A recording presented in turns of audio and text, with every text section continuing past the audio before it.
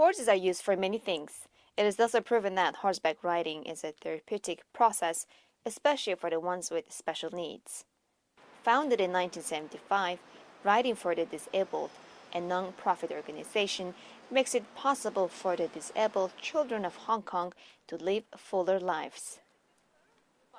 A former volunteer and now a passionate full-time staff at the RDA, Jasmine Irk grew up with horses and has broad knowledge of horseback riding benefits. My job is to oversee all of the sessions at the 3 centers that we run out of. So we have Pok Fu Lam, Tuen Mun and Lo Wu that we have sessions every week.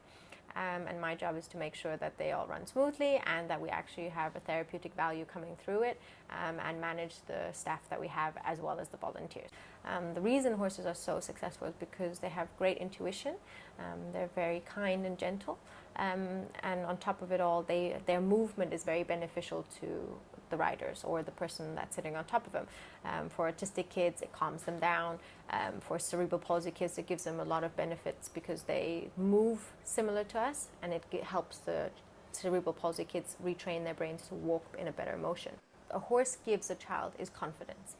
The child gets on a horse and is so excited for the fact that they are doing something on their own, and they're most probably other therapeutic centers or therapies do not give them.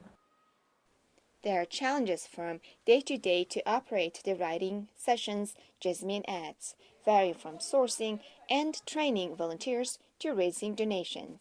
So our volunteers need to be trained properly, and that takes time. For us to be having a volunteer that is very well established in their experience of what they need to do, we need to train them, and that can take any time from 3 months, 6 months to a year to 2 years to however long it takes for them to understand what they need to do.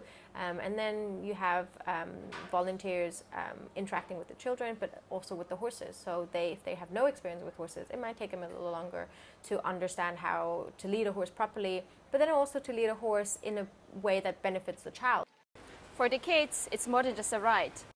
Interacting with the volunteers and the horses teach them important social skills that they can use later in their lives. Yarno reports, JMSC News.